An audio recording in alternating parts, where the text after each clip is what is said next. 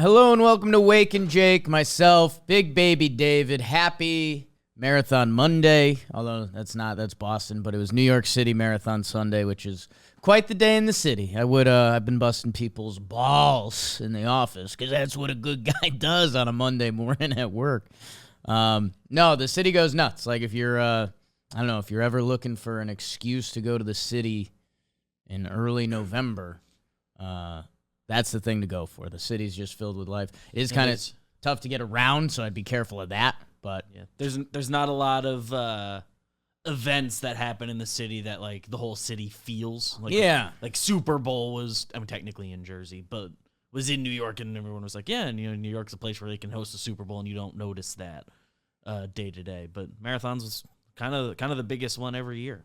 Normally, like, what date when that day's happening. And normally the city, I don't want to say the city has a little bit of a negative energy to it, but New York City, honking horns, hey, buddy.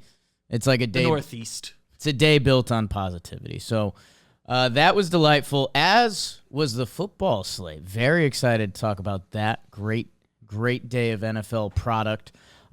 Before that, I do want to talk a little ball, and more so just a primer as we've actually entered the MLB offseason. Like, it was kind of World Series ends. Wow, I know I was a little out of sorts.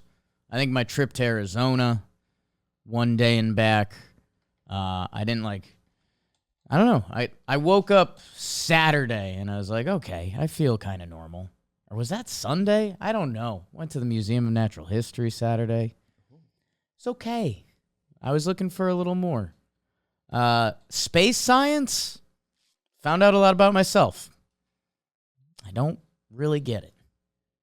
Like, you see all this stuff and like, oh, that's 100 million light years away. I guess. Incomprehensibly far. I believe in, you think that, and maybe it's true, but also, I don't know, we're never going to measure it. Anyways, baseball offseason kind of fully hitting me in the mouth. So I think eventually maybe we'll do some best landing spots. I think what I've landed on is baseball offseason primer, because we're starting to get some stuff in the baseball land. We had the gold gloves announced yesterday. Congrats, all the gold glove winners. There you go. Snaps for that. Anthony Volpe, Yankees, gold glove. Sure. His glove was good for the second half. His glove was good. Ball's hit. Take care of the ones you're supposed to. Take care of the routine ones. Occasional plus play. Sure, up the middle.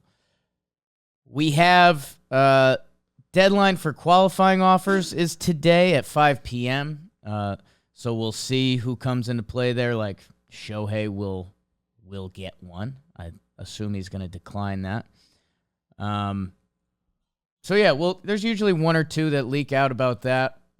If you were traded, you can't get offered that. Like Jordan Montgomery can't be offered the qualifying offer. So he will have a natural true free agency, climbing up a lot of teams' boards, Jordan Montgomery.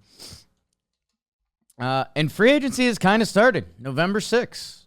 It's here. So there's a 5-day exclusive negotiating period that ends, and the free agents are truly free, which is today. I don't know. Baseball doesn't really work like NBA when that initial signing window starts and somebody just signs. Yeah. NBA, NFL, I guess salary cap initiates that in those sports, but like teams have a certain amount of money. And you gotta sort out your team that day one. So MLB free agency's a marathon. Yeah, wow. Marathon. Hello. Team of the day. Oh God. There was some Mark Canha got traded. How about that? Yeah. To your Tigers, winning the offseason. And then they were losing because Erod declined his option. So early winner and loser of the offseason, the Detroit Tigers. I kind of like them getting Mark Canha. Add major league players. That's the goal. It's going to be funny to see if the Brewers are going to fully unpack things. Corbin Burns last year of his deal. Woodruff out for the year. Very interested to see what my Brew crew. They can be very important to this offseason. I think they might be.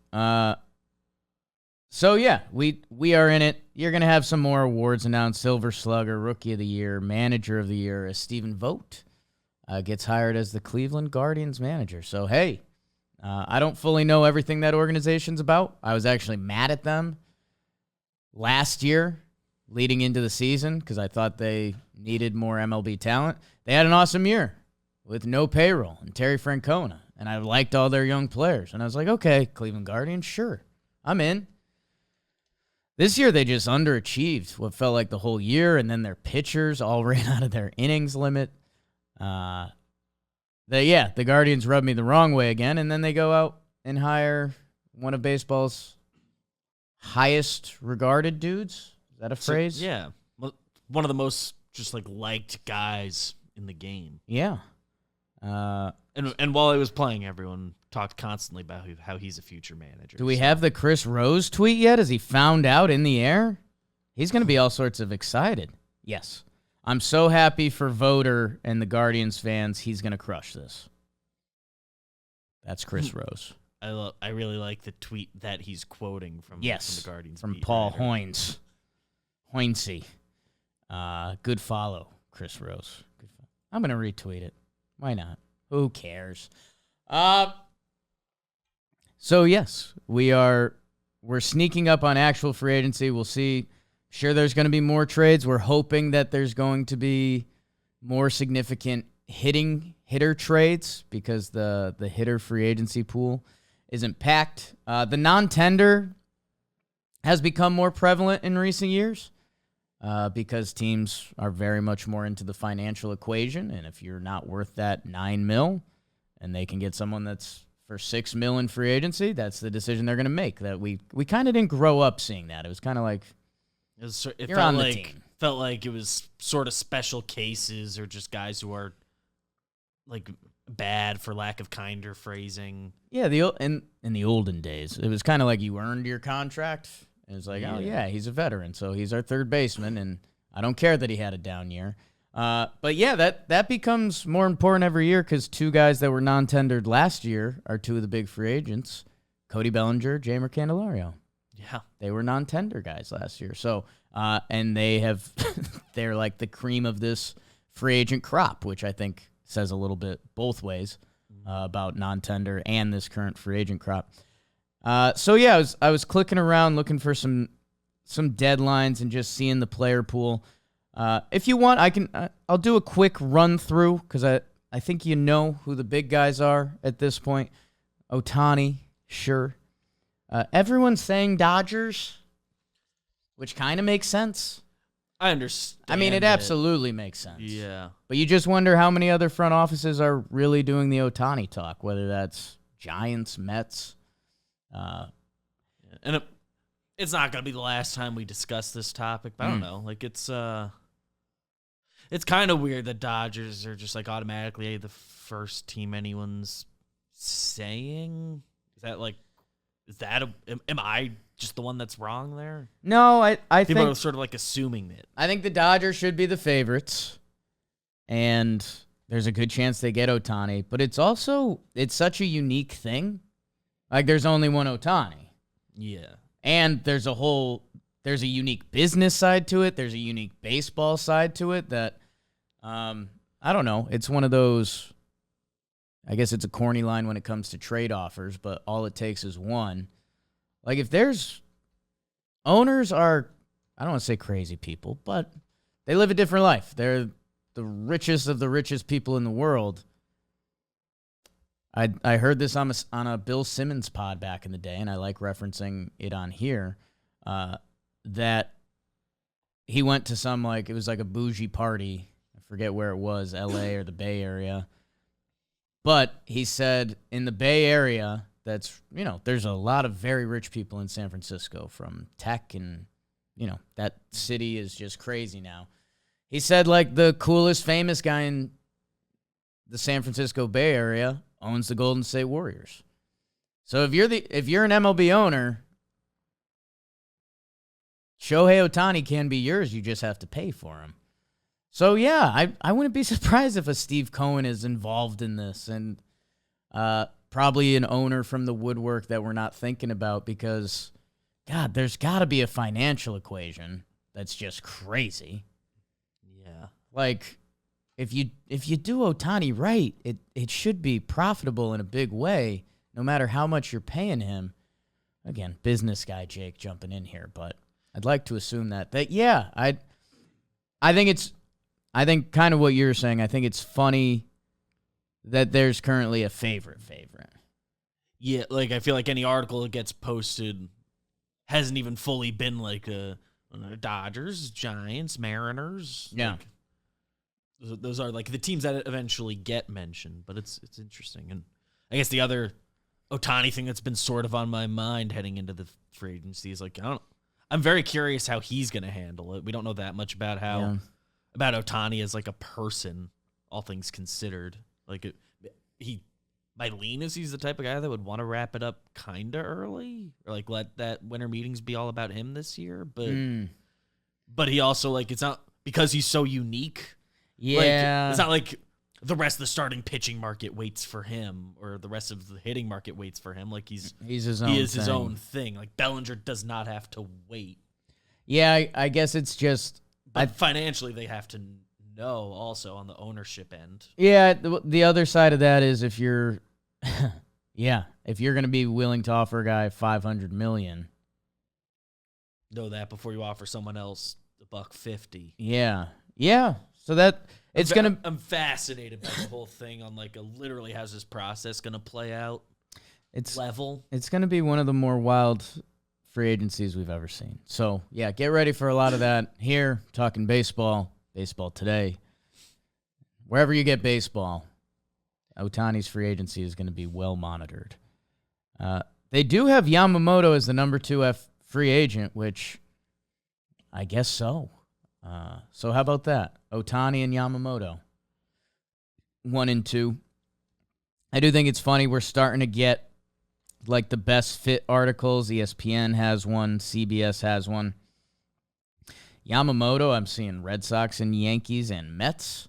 His free agency is going to be a fun one. Mets just having done Senga and having that be successful. Yankees are clearly all about it. And at the age he is, I saw the tweet this weekend, same age as Spencer Strider. Right. Like, that's pretty crazy. Yeah. So even getting a little Yankee heavy quickly. Yeah, dude. Everyone's like, I know we need guy. offense, but like Dodgers are going to be on in this guy. Like everyone's going to be in on this guy. Special case. Like, be involved.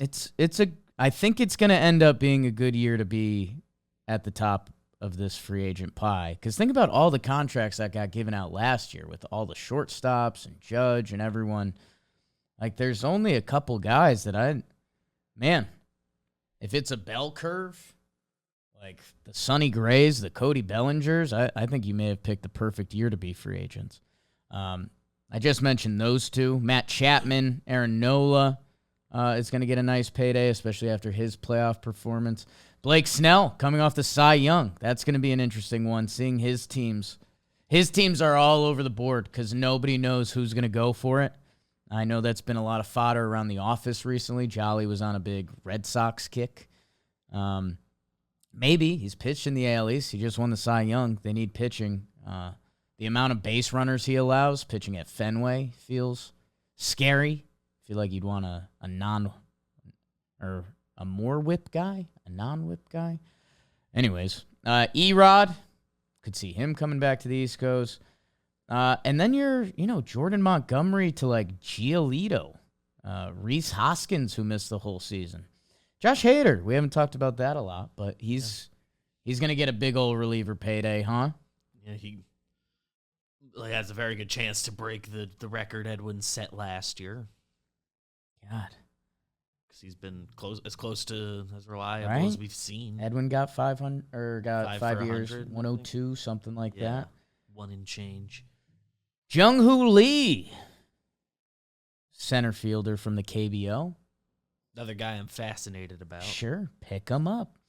Jeimer Candelario. I mentioned his name a couple times. I've been mentioning his name more around the office. I don't know how his third base defense really felt. I know his I don't think he's got crazy arm strength. I know he rated out pretty good this year. So I guess if you're a Cubbies fan or Nats fan, let us know. I sat next to a guy on the flight out to Arizona, older man who was going out there for baseball, and we did a brief start of the flight. Hey, how are you? Blah, blah, blah. Oh, baseball guy. Oh, John Boy Media. Oh, yeah, okay. Couple years older. And then I fell asleep for most of the flight, as a standard. And then I looked over, and he kind of had the big font going, because he's dad age. Had Wake and Jake in the podcast app. So I don't know if that was a mid-flight. Like he went to check it out? Like hey, Jake from John Boy, how you doing? During the flight he went in there, or if it was in there. Interesting. I don't know.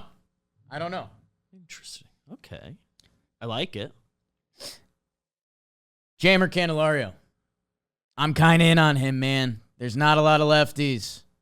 He's a switch hitter. He can play third base and first base if the third base thing gets out of hand. And I mean, when we're talking about what he's going to get as a free agent, this is always an unfair game to play, BBD, but Jeimer Candelario, he is 29 years old. So he's turning 30 at the end of this month. Happy birthday, Jeimer. So he's going to be 30 years old. He just had a 3-WAR season at third base and some first base. The Cubs ended up slitting him over because they had to get Nick the Stick Madrigal in there. Hello. Haven't seen us in the same room. 140 games, 251, 336, 807 OPS. And just a reminder, like, he has nice seasons in his past. His 2021 season, he had around an 800 OPS, higher batting average, more doubles. His COVID year was really good. It's 52 games. So really, if you look at the past 4 years, the only year that's not good is 2022, which was 124 games. So I don't know. I think for what other free agents are going to be pulling in, like Cody Bellinger is exciting and scary. Like, you just have to be honest. Like, you know, he had an injury. If that injury ever acts up again, because it was his shoulder, which is a tough baseball injury, that's scary. Some of the baseball savant stuff doesn't love him. His past 2 years before this one were bad. Or like one of the worst players in the league bad. So, you know, he's got an MVP. He's got Rookie of the Year. And last year was a really good season. And he plays great defense. Been in the playoffs, that's not a question. So, like, he can be a valuable asset. It's the question of what Yankee fans are saying about Carlos Rodon right now. Are you going to be worth the 150, 175, 200 milli a team might roll out for you? Where, that's when I look at Jeimer Candelario. Like, I can't tell you that Cody Bellinger is going to outperform Jeimer Candelario the next 3 years. You'd like to think so. Mm-hmm. I would. The money's on Cody. Minus money there. It'd probably be Cody minus 280 for our DraftKings crew. But Jeimer Candelario can put a couple seasons together as a switch hitter in the bottom of the lineup, and the money is going to be so much on a different scale. Like, what do you think the most Jeimer Candelario can get? 30 years old. Yeah.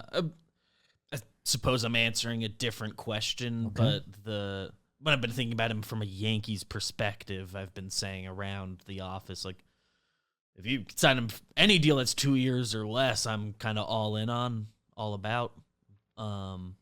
But there's a world where he can get 3 or 4 from someone. 3 in my head stands out. 3 feels like where it ultimately gets to, and that's where I'd have to start really thinking on the Yankees end. But I guess here's the thing where sometimes we get blown away by the baseball numbers because the more years, the more money's on them. Like, you don't see any 6-year contracts for $2 million a year, like, to be that guy. So if there's going to be more years, there's going to be more dollars on it. I don't know, man. When you're talking about $400 million or whatever Shohei is going to get, or Cody Bellinger getting $175, whatever it is, this is very clearly apples and oranges. $17 million a year, it's a chunk of change. You could see Candelario in that range, right? I could see it landing there. Last year, Jamison Tyone got 4 years, $17 million a year. Total, that's $68 million. Like, okay, if we're doing the game of life and teachers need to be paid more, yes, that's crazy money. But if you're the Yankees salary cap or any baseball world, if you're any big team's numbers, that's not going to hurt you. And it's taking a chance on a guy that can switch hit and play the corner infield. Worst case, you can, if he's your extra corner infielder, because guys come along and you're okay with that result. It's a lot of money for that. You'd assume at least the first 2 years aren't going to be like that. If you're a team like the Yankees, you don't have either of those positions locked up long term. So either way. So, yeah, and I mean, the list after him starts becoming like Harrison Bader, Jorge Soler, Jock Peterson, who, those two last guys can hit, but they've pretty much become DHs. Justin Turner, JD Martinez, like you're kind of looking at DHs. Tim Anderson makes the list, and he was really bad this year. Really bad. That's 2 years. Teoscar Hernandez, I do like him. I like Teoscar. He's going to make somebody very happy. This free agent pool isn't too deep. Hopefully it leads to a lot more trades. Jeimer Candelario's stock up. I did have some bad news for Angels fans.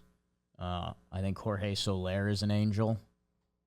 Oh. I saw that in the potential suitors, and I was like, oh, no. Something about that just makes sense. And then traded back to the Braves and wins another World Series. So that's a little primer for baseball season, as I'm kind of acknowledging it is the offseason.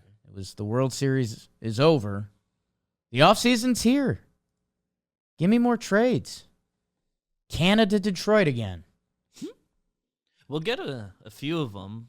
Like, one will be sneaky, high-level trade as the non-tender deadline starts to loom. People start clearing some 40-man spots. 1, 2, 3, 4, 5, 6, 7, 8, 9, 10. 10 contracts last free agency of over $100 million. That was a particularly big spend. It was a big class. But I don't think it's going to fall to 3. Shohei, Yamamoto. Bellinger's clearing 100. Belly, Snell, Nola, I'm fully convinced. And if Nola's there, Monty. With no qualifying offer on him. We've been having the debates on if he or Nola's getting more, so. Erod? Could. It is possible for sure. Matt Chapman? Maybe. It's not impossible. Rooting for him, like him. Did I say Sonny Gray? Sonny's older. He's not gonna. Yeah. Stroman? Stroman. He's 33, sneaky though. Yeah. He's probably higher money short term.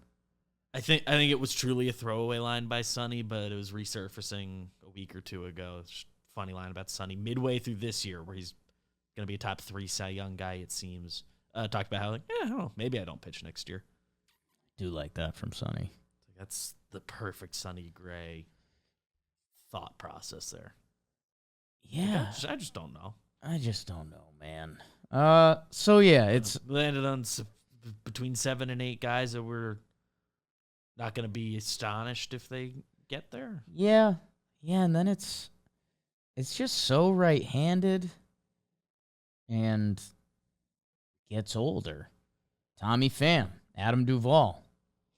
There's, I guess this is the case every year if you really think about it, but a good crop of 1 or 2 year guys in there. I do like that. Who's a free agent? Is he a part of baseball? Well, actually, 2 guys. Julio Urias.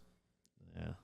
Listed as a free agent. He would have been top of the list we just 27 listed. Years old. What are they going to do with that guy? His best year, but the other thing that I know we're going to have to on the field have to attack on an episode of Talking Baseball at some point is like, I think Bauer's coming in hot.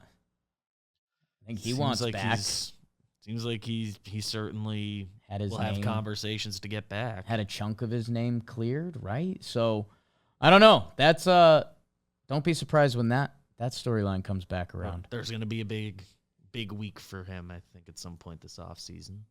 So that was a little free agency primer, off-season primer. I'm calling that. We'll do probably. I think a week from today, I had kind of earmarked as our full free agent preview on Talking Baseball. Like that a lot. So we're primed. Get ready for that. Trevor Plouffe on a plane here right now.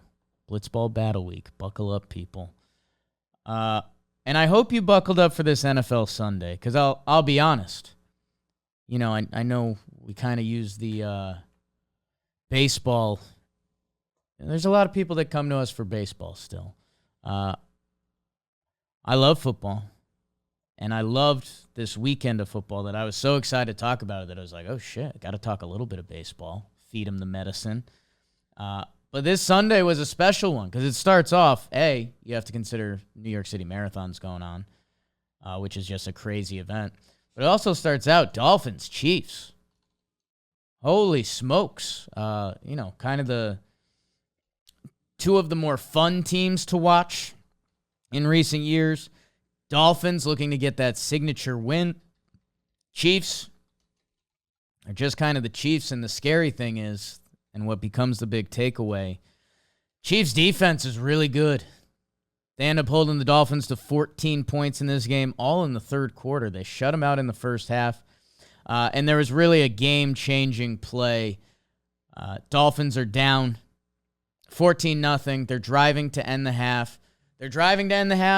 And if they score, they get the ball first. So, with how good of an offense they have, if they go in 14-7, they come out of the half and score, tie game, buckle up. 14-0 Chiefs. They're lined up to start the play, and then the refs come in and blow it dead. Chiefs defensive back L'Jarius Sneed, who might be their best cover corner, he gets taken out of the game because it was the neutral concussion person who's on the sideline. They're like, oh, Sneed got his bell ring. He's got to come out of the game, and we need to check on him. And the Dolphins were already driving, so you're like, oh, boy. Like, Dolphins driving, your best cover corner just got taken out of the game. Here we go. They throw wide receiver screen to Tyreek Hill. Tyreek Hill revenge game he was talking about. And they do like a little jostle. Ball comes out. Chiefs get it. They start running the other way. Lateral down the sideline. 21-0 going into the half. Credit to the Dolphins who come out. They shut out the Chiefs in the second half, who their offense has not looked like how we picture the Kansas City Chiefs. And you wonder what Andy Reid has going on, because it might be comparable to what's going on with Alabama right now. Alabama won an awesome game against LSU. I got a nice little Saturday night college football dosage in. Milroe, Bama's quarterback, is one of the most electric runners I've seen. The start of this season, they weren't having him run. And I think what Nick Saban did was like, let's work on your passing because you can already run. So let's work on that. And if we even get a loss early in the year, that's fine because it's college football and we're Bama and we're going to need you to throw. So it's more worthwhile for you to learn to throw now and maybe take that loss. Milroe looked like a different player. I've never seen a guy more excited to run because he probably felt like caged up because they were telling him, hey, work on your passing. Dude was an awesome runner. Electric stuff out of Milroe. Really fun Bama LSU game. Wow. USC and UW were teeing off, which that was a fun game too. So big football weekend. Chiefs win 21-14. Dolphins, they had the ball with a chance to tie it up late. Doesn't get done. Chiefs are 7-2. You know who they are. They're Mahomes. Their offense doesn't look great yet, but like I was saying with Bama, I think Reed and Rice, the young wide receiver, like they're going to put it all together. And their offense will be there come the end of the season. Dolphins, a hot name to talk about today because their losses are against the Chiefs, the Eagles, and the Bills. Their wins are against the Chargers, Patriots, Broncos, Giants, Panthers, Patriots. The good memes going around about the whole situation. I don't know if you saw this specific one, but it was Mike McDaniel against teams below 500. Good picture, Mike McDaniel.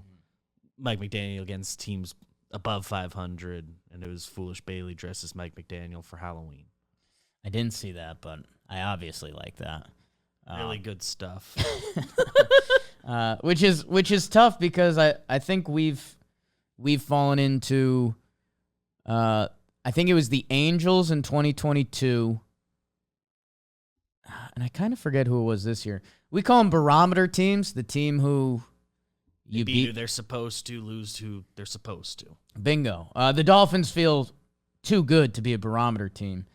Although, I don't know, that week 1 Chargers game where they snuck out, but you know how I feel about the Chargers. They have chance it evolves. They have the Raiders coming up, and then it's at the Jets, which let's see where the Jets are in a couple weeks, I guess. And then Commanders, Titans, Jets, Cowboys, Ravens, Bills to finish off for your Dolphins. Interesting. Okay. And the Chiefs, they're the Chiefs. We just kind of get bored of them, man. They've kind of already landed where they're supposed to. 21-0 at the half. Probably not that big a deal, but we're Yankee-brained a little bit. Michael Conforto has opted in, so one left-handed outfielder off the board. So he opted in. He is staying with the Giants. Okay. Good for you, Michael Conforto. 1 year, 19 mil, 20 mil, something like that? 18. 1 year, 18 mil. So he... You would have had to given him a multi-year deal in free agency. Maybe he's his agent reading the market, figured take the 1 year now, reevaluate. 30 years old. He didn't have a very good year last year. Yeah. I know it was like a weird, kind of tough start. And at one point, there was a butter knife you could do, but I think then it ended not amazing. So he would have been interesting. Okay. So there you go. Michael Conforto. One option gone. Who's 30, played 125 games, OPS plus 99. Yeah, I could see that logic. Back to the foosball, American foosball. We had an awesome highlight out of Vikings-Falcons because the Vikings traded for Josh Dobbs this week, trade deadline. Everyone got a couple laughs off because I think it was Dobbs in a 7th for a 6th-round pick. So the Cardinals traded who was their starting quarterback for like a pick swap, basically. Which is like, moved up. Come on, Cards. And for the Vikings, he wasn't planning on playing because he didn't know the playbook. And now the famous thing they'll be saying around Minnesota is he didn't know guys' names. Dobbs comes in because our guy Hall gets hurt, and he leads them to a game-winning drive amongst just playing throughout the game. 20 for 30, 2 touchdowns, no picks, and then 7 carries for 66 yards. Game-winning touchdown to Brandon Powell, sure. They win. The Minnesota Vikings are 5-4. They're on a bit of a heater. They're on a 4-game win streak. Bears, Niners, Packers, Falcons. And they are second place in their division behind Detroit. So, hey, Dobbs was kind of fun with Arizona. Let's see what he looks like with Minnesota. Minnesota and Arizona sound similar in my head. Just the same beat. Minnesota, Arizona. I see it. Could be in a rap song. Good for you, Falcons. They dropped to 4-5. Jonnu Smith, long touchdown, which just feels like a twist of the knife to us. Kyle Pitts, fantasy owners. They've lost their last 2 games that they were sitting at 4-3. They're now 4-5. Cardinals coming up. They probably win that game. They're 500. They'll be 2 weeks out in the weird. They need this, and this to happen to make the playoffs. Browns shut out those Arizona Cardinals. Deshaun Watson comes back in this game. 27-0. Browns have that in the tank. They are 5-3. You know I love me some AFC Norris. Packers beat the Rams. Gross, 20-3. Not into it. They gave Aaron Jones the ball. Everyone was happy about that. Commanders, Patriots, gross. No thank you. Sam Howell throws for 325 in the win. Commanders are 4-5 after trading their guys away. Patriots 2-7. Icky. Sam Howell 325. Remember that. Saints beat the Bears. They are 5-4. My guy Bajent's out there. 220, 2 touchdowns, 3 picks. I always love a Dante Foreman start. Because that just happens for a different team every year, it feels like. And he usually performs pretty well. I like him. Taysom Hill game for the Saints. Most carries on the team, 11 for 52. And 1 touchdown pass. How about that? Saints, 5-4. How about that? Okay. The Baltimore Ravens. Another awesome performance here. The Baltimore Ravens, they win 37-3 over the Seattle Seahawks. Talked a lot about this game in last week's episode. And they gave them the business. Very similar to the Lions game where they did the same thing. I don't know how well that Seahawks will feel at the end of the year, although I still think I have them as a playoff team. 38-6 over the Lions at home, 37-3 over the Seahawks at home. They are now 7-2, one of the elite teams in the NFL right now. Lamar didn't even have a crazy day. I think he even tweeted out like a fake apology thing to fantasy owners because he wasn't responsible for any of the touchdowns, but his team rolled. So if you're the Seahawks, same thing that the Lions said exactly, like just put that in your rear view. The Baltimore Ravens are becoming a real part of the story this year, and it's because their defense is legit. And I mean, they put up 37 points. I was going to say it doesn't even feel like their offense has been clicking, but I think that's more on the Lamar fantasy side, like Gus Bus with another 2-touchdown day. Keaton Mitchell runs for 138. They run for 298 on the ground, so that's when the Ravens are set up right. They have now entered, I think, that top tier of teams between Lamar, the rushing attack, and maybe the best defense in football. Hello, Baltimore. And I love another team in their division that we'll talk about in a minute. Texans are 4-4. Who had that? The Texans beat the Tampa Bay Bucks. Remember when the Bucks were off to a fun start? The 2-0 Bucks were about to play the Eagles. They even were 3-1. They have now lost 4 straight, including this one to the Texans where C.J. Stroud, 470 yards, 5 touchdowns. Look at what C.J. Stroud is doing. On the year now, C.J. Stroud on the year, 14 touchdowns, 1 interception. I mean, wow. This was the guy, I don't know, he went second in the draft. Was it a little bit the Ohio State effect that people didn't believe in him? But man, what C.J. Stroud is doing right now, he has the Texans at 500. He just passed for 470 yards. They are in second place in their division, behind Jacksonville.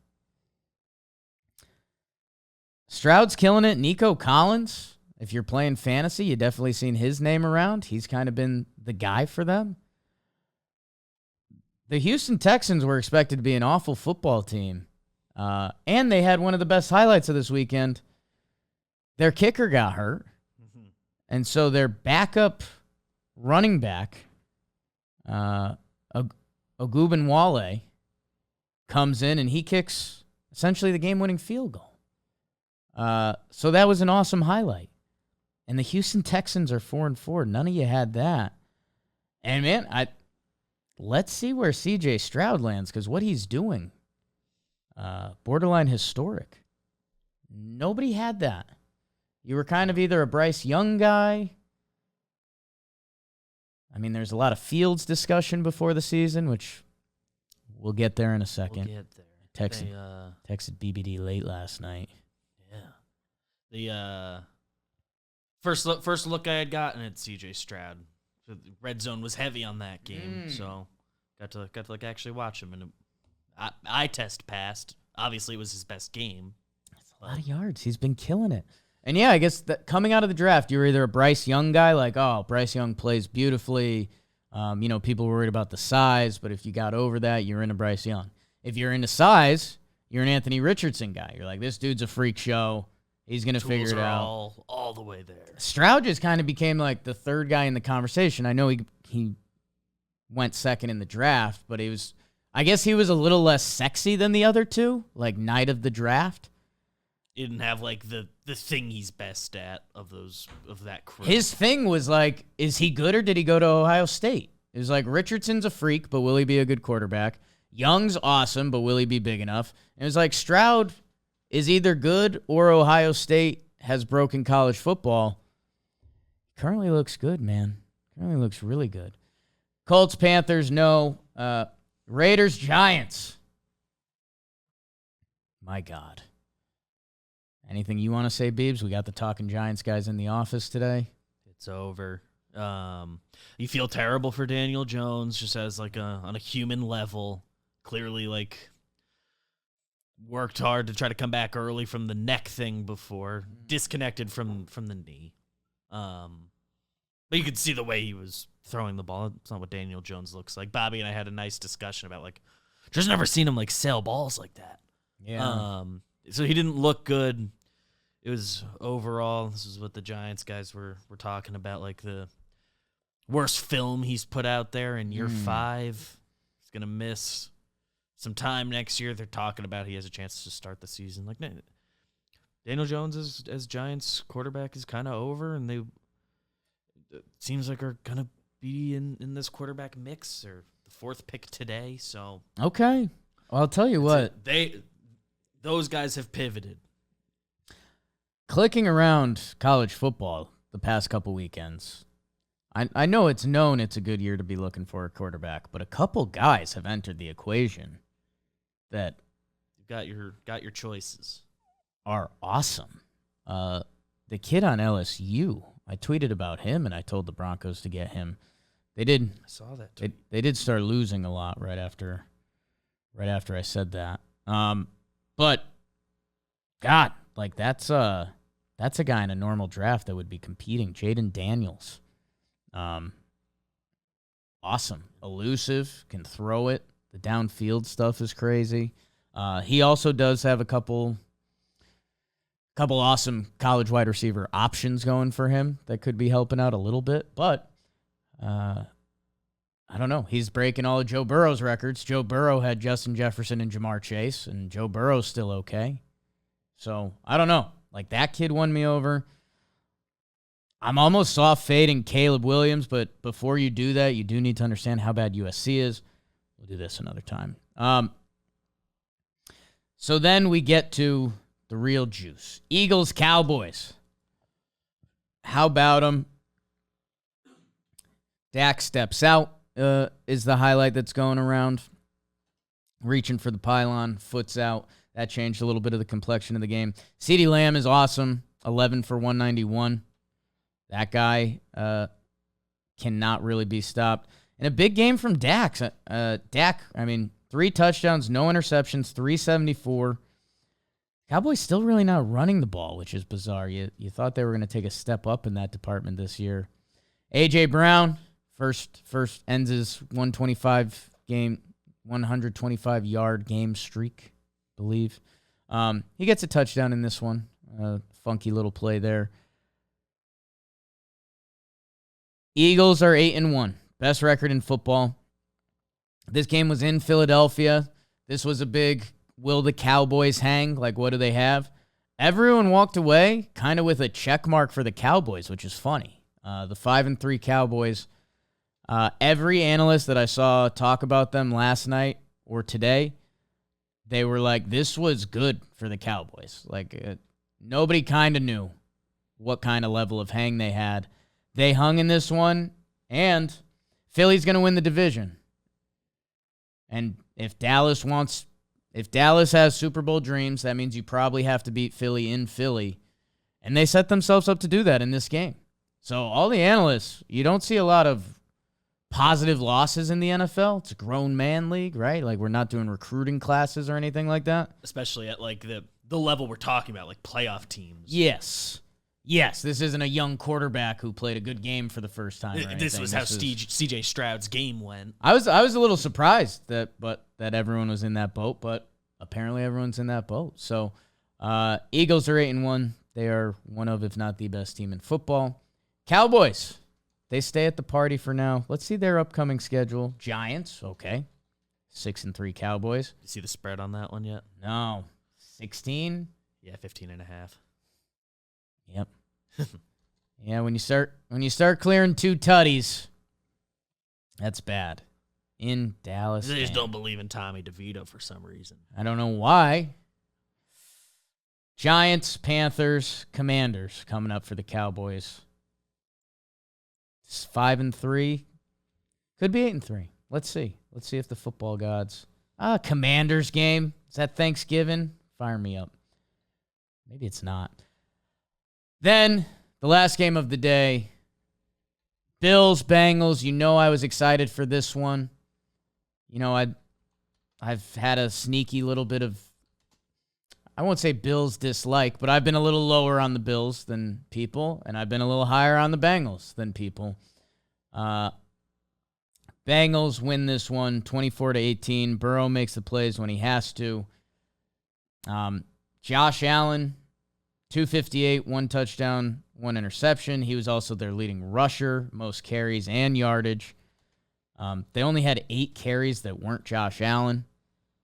When everyone's talked about this Bills team, they're like, at some point you have to be able to run the ball at all. And they just never really seem to. Every year it seems like there's a Buffalo running back in fantasy that's like, oh, watch out for Singletary this year. Watch out for Cook. Like, I know he doesn't feel like the same as these guys, but he's their guy. I don't know. This game was also in Cincinnati, and for what I feel about the Bengals, I'm not going to let it be an anti-Buffalo thing, but I think the better team won this game. Joe Burrow, 31 for 44, 348, 2 touchdowns, 0 interceptions. T. Higgins with a big boy game, 8 for 110. And they just kind of felt in control. I guess with the Bills, there's always that, are they going to kick into gear and kick ass? Like they put up 48 on the Dolphins, which, okay. Tying in stuff from before, I don't know. That's their best win. If you take away the Dolphins win, which let's say the barometer thing is more true than we want to think about the greatest show on surf, as they're calling it. The Bills' best win after the Dolphins would probably be at the Commanders. They blew them out. They lost to the Jaguars. They lost to the Patriots. They lost to the Bengals. They lost to the Jets. I don't know. I after that Dolphins win, I came in apologetic because the other thing about the Bills, I think I told you guys this on a bachelor party I went on. A guy was all in my ear that he's like, dude, my best bet of the season, it's like Bills to not make the playoffs plus 500 or something. And I was like, I don't know. I think Bills are pretty damn good. Like if you don't believe that, it does sound like a juicy return. Your argument was the Jets and Aaron Rodgers. How good do you think they were going to be? And then the Dolphins. And right now, Buffalo's behind them in the standings. Jets at 4-3, technically percentage points above Buffalo. Let's keep an eye on Buffalo. They've got a really tough stretch to end their season that we've talked about before. I'm not the biggest McDermott guy. I really do love Josh Allen. I just think they need a little bit more of a run game. And I don't know. Besides him. I don't know if that's coaching or... I also really like Cincinnati. They are rolling. And they're going to keep coming. That's going to make that AFC North division so much fun. So much fun. Everyone is above 500. Everyone's 2 games above 500. 7-2 Baltimore, 5-3 Pittsburgh, 5-3 Cleveland, 5-3 Cincinnati. Those are some cold weather towns. They're playing for playoffs and the division. That's going to be a lot of fun, man. These teams are also going to beat the hell out of each other. But Cincinnati at home right now, I don't know if there's a team that I would pick over them for one game. They can obviously like going into any game. They can obviously lose to the Niners and the Eagles and even the way Baltimore's playing right now and the Chiefs always the Chiefs. Start saying the Chiefs first again. But I think one game in Cincy, I'm currently betting the Bengals. I'm all in on that. Burrow's awesome. Know what I thought might be a fun game to play? And you're the wrong person to ask this because you're a Jersey guy. I was going to ask The Office and do one of those Little Mike videos. What number is Joe Burrow? Yeah, I'm a Jersey number. You're a Jersey guy. I know what number people got. That would trip up a lot of people, right? I don't think I would have gotten it before last night. If you didn't notice it with yourself last night. Yeah. It's number 9 for those at home. I don't know if it's the Bengals 9 and it kind of looks a little funky, but it's just like... And that's what he wore in college, so maybe people would have it from that. Yeah. It would. I guess if you've been along for the ride. Yeah. And I'm kind of not a numbers guy. I guess that's more of a me thing. Yeah, I'd rather have your ability to know like where people went to college or are like from than the number. But I got the numbers. Got the numbers. Update on potentially that Bills bet.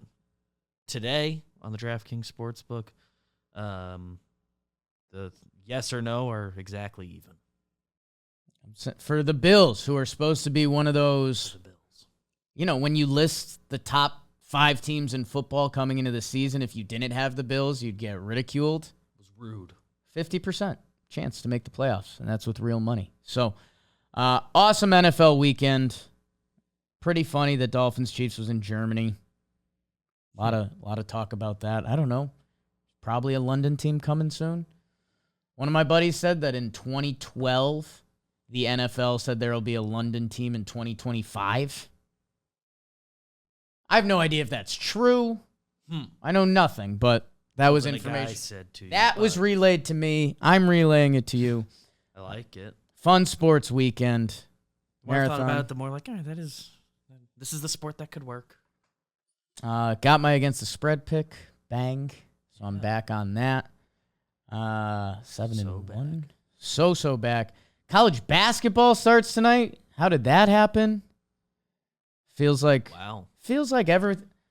sports are a little more calculated than we think. Baseball just ended. College basketball. We're into the teeth of football. NBA's going. Teeth of football. Hockey's rolling.